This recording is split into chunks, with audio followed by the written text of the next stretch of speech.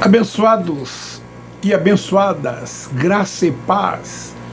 Hoje, dia 12 de outubro, feriado nacional, eu estou aqui para gravar mais uma pérola da graça de Deus, trazer-lhes um ensinamento acerca da sã doutrina, dessa verdade que liberta, como o próprio Jesus de Nazaré disse: conhecereis a verdade e a verdade vos libertará.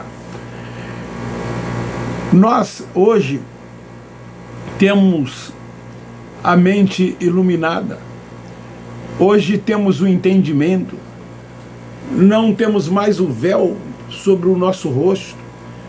Como filhos de Deus que somos guiados e dirigidos pelo Espírito Santo. Graça neles.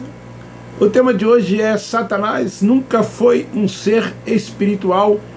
Satanás significa opositor, acusador. É um adjetivo, nunca foi um nome próprio. Eu quero ler em Apocalipse, capítulo 20, dos versículos 7 até o 10. Quando eu digo que quero ler, na verdade eu já li. Depois vocês fazem a leitura. Fala acerca da prisão, aspas, de Satanás, ou da sua derrota. Então a religião, ela mente quando diz que Satanás será solto após os 1000 anos. Então nós vamos tentar explicar o porquê. Primeiro, que ele nunca foi um ser espiritual como ensina a religião, um ser de chifre e cauda. As pessoas temem esse ser espiritual. O medo desse ser espiritual levam as pessoas, que na verdade são os filhos de Deus, a se tornarem prisioneiros dentro desses lugares que eles chamam de igreja. É um refúgio para as pessoas, porque elas foram ensinadas, dogmatizadas, que esse ser existe, assim como o inferno, como lago de fogo e tormento eterno. E então eles aprenderam que, se tornando membro, eles estarão livres desse ser espiritual e estarão livres desse inferno. Na verdade, Satanás significa opositor, aquele que é contra, é o acusador. Isso, na verdade, é um adjetivo, nunca foi um nome próprio que foi dado a este suposto ser pelo Império Romano e pela Igreja Católica Apostólica Romana e ratificado pela Igreja Evangélica. Eles têm, na verdade, um interesse muito grande em manter o nome Satanás. Sabe por quê? Porque isso gera receita, isso gera lucro.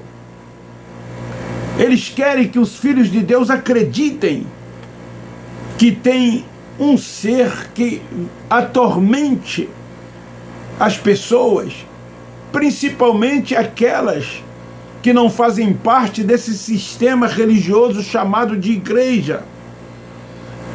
Essas pessoas que não participam dos ritos, das liturgias e dos cerimoniais realizados dentro dessas sinagogas.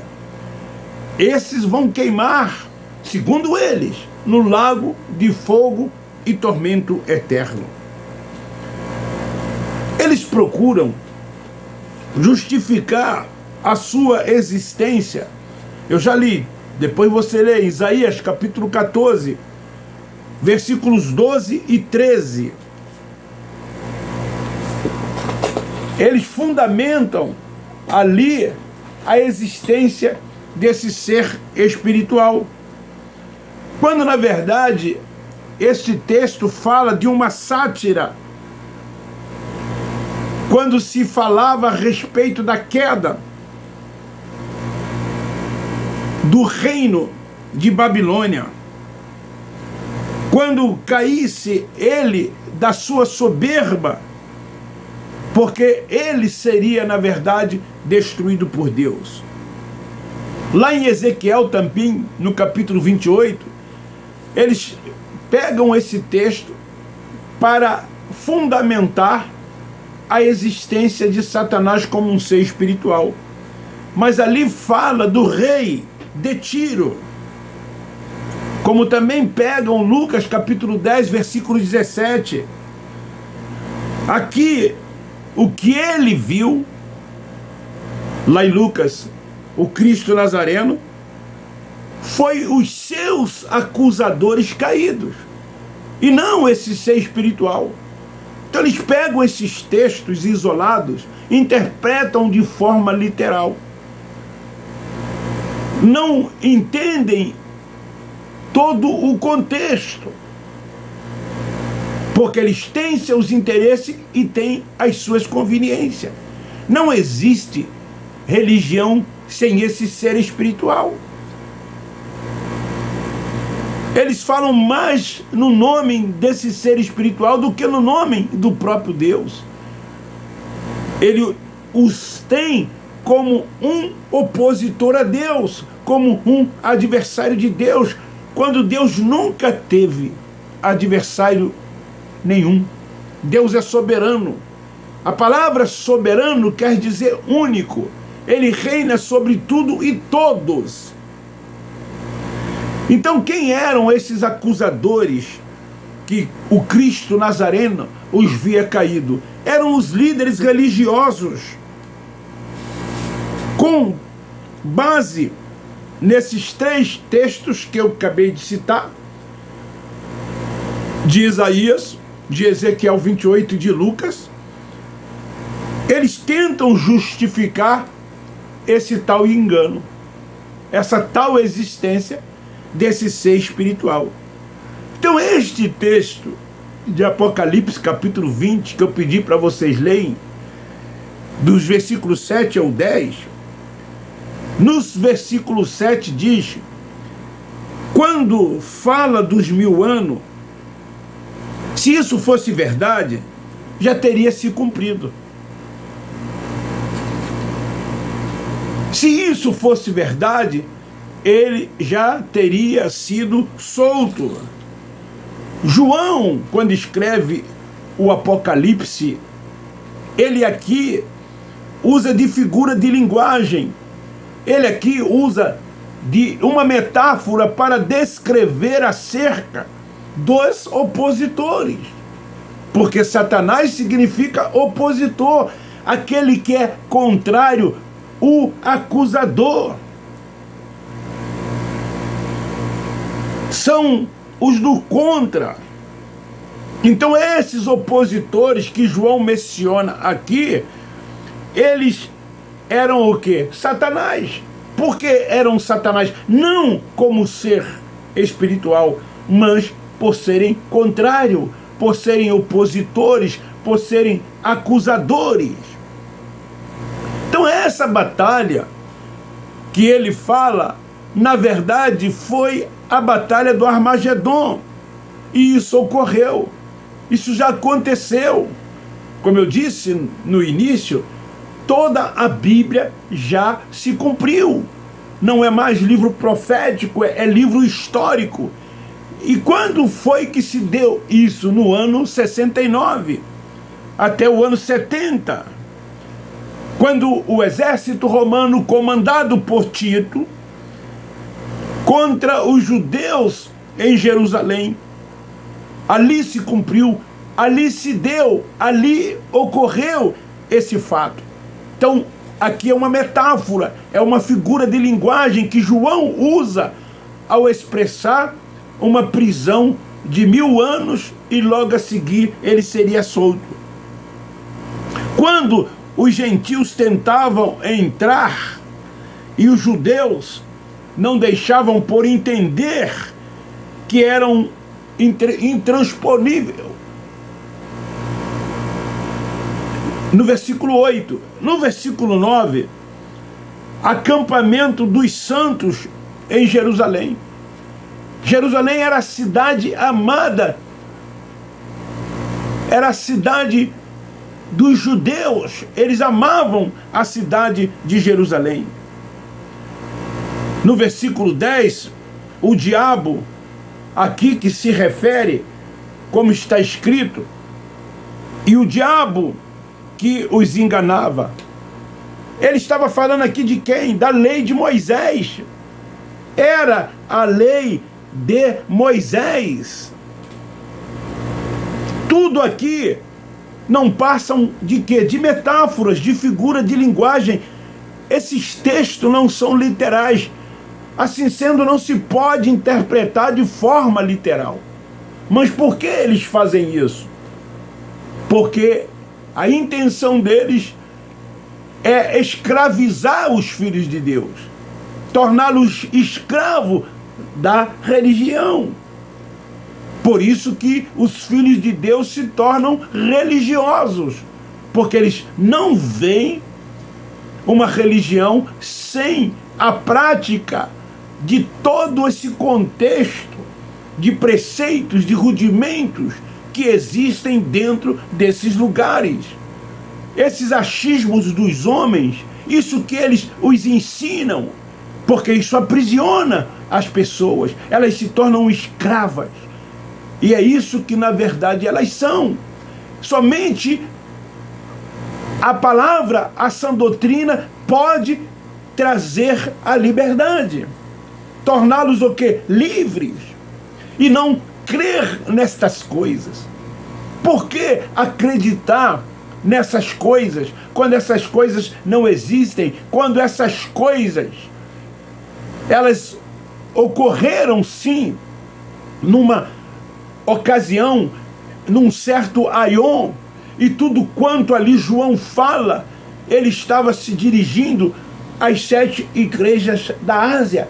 Ele estava falando do que iria ocorrer, do que iria acontecer, porque Jesus voltaria em juízo, nas nuvens. Como ele voltou, o juízo viria sobre o seu povo. Então, eles foram alertados para que crescem na mente, para que fosse salvo da grande tribulação que estava por vir, como veio. Então, ele alerta acerca da invasão que ocorreria através de Tito, quando ele invadiria como invadiu Jerusalém no ano 70. Os acusadores foram julgados por Moisés. Os acusadores foram julgados pela lei. Jesus de Nazaré disse: quem os julgará? Será Moisés. Jesus falou isso, porque a lei acusava, a lei julgava, a lei condenava, e eles estavam debaixo de condenação e morte. Então essas cartas foram enviadas utilizando o quê? De figuras de linguagem, de metáforas. E como então eles entenderiam? Entenderiam pelo entendimento dado pelo Espírito. Como hoje nós temos esse entendimento. Alguém nos pergunta: irmão Levi, como é que o senhor e tantos outros chegaram a esse entendimento? Esse entendimento não é mais o entendimento seculares que tínhamos, os conhecimentos teológicos que tínhamos, os conhecimentos filosóficos que tínhamos. Mas hoje é tão somente o entendimento dado pelo Espírito.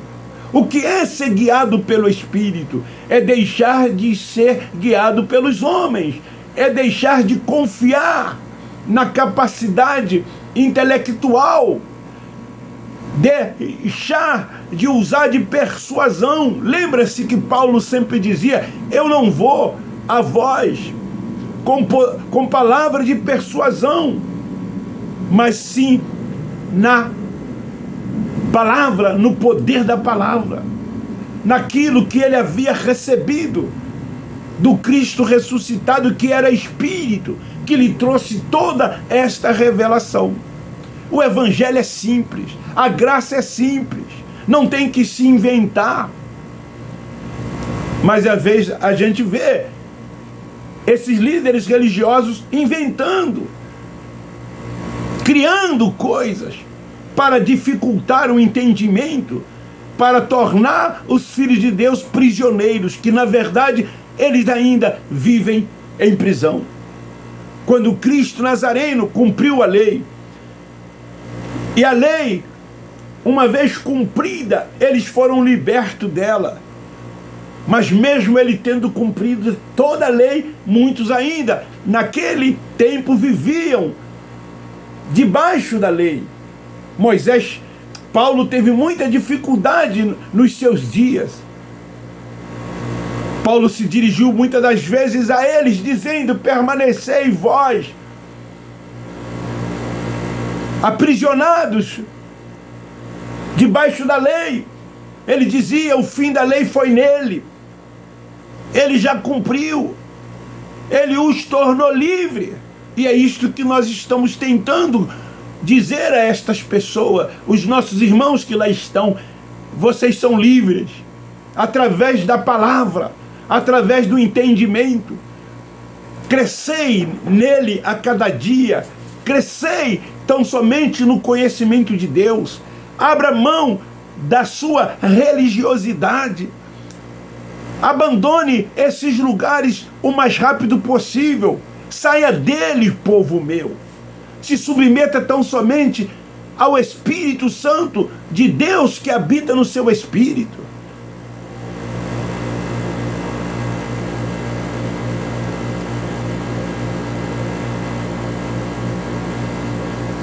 Essas coisas foram para aqueles dias. Essas coisas foram para o dia do Senhor. O dia do Senhor já ocorreu. Como está escrito lá em Apocalipse 1:10, o dia do Senhor. O dia do Senhor não é o domingo. O dia do Senhor aconteceu naquele aon, quando todas essas coisas se deram, quando o juízo de Deus veio para sentenciar, quando ele veio pedir conta aos israelitas. Não tem mais julgamento. Não há mais julgamento. Mas eles dizem que o juízo de Deus ainda virá. Eles dizem, quando lê lá em Tiago capítulo 5, versículo 9, o juízo de Deus está às portas, Deus prestará conta. Eles jogam maldição sobre a vida dos filhos de Deus, ameaçam os filhos de Deus, amedrontam os filhos de Deus. Essas são as suas mensagens, que leva pavor, medo e terror aos filhos de Deus que lá estão. Por isso que eles não reinam em vida, por isso que eles não têm paz, não percebem que o reino de Deus está dentro de nós, e o seu reino é paz, alegria no Espírito. Estão na expectativa de alcançar o reino de Deus. Estão buscando autojustiça, fazendo de tudo para tentar agradar a Deus, para se livrar de um suposto juízo de Deus que está ainda por vir. Na verdade, querido, tudo quanto se faz aqui é na carne. E aquele que na carne semeia, na carne colhe. Quem semeia no Espírito é espiritual, e no Espírito colhe. O que é espiritual não tem julgamento. O Espírito nunca esteve em estado de condenação e nem de salvação. Não há julgamento mais. Não há mais julgamento. Mas não é o que eles dizem lá? Você vai pagar. Ó, cuidado com a mão de Deus. Ele vai pesar a mão sobre vocês. Você semeia na carne, tu colhe na carne. Enquanto você aqui viver. Tem uma situação que os dizimistas, para defender a entrega dos dízimos, eles dizem assim: ah, eu não quero saber o que eles fazem com o dinheiro, eles vão prestar conta a Deus. Deus vai pesar a mão sobre eles. Dá vontade de rir. Enquanto eles ficam com esses pensamentos, esses gananciosos, cães gulosos que os Isaías os chamam, estão aí, gozando do melhor dessa terra, vivendo o melhor dessa terra. Que mão de Deus nada. E eles sabem disso. É por isso que eles arrancam o que puder arrancar dos filhos de Deus que lá estão.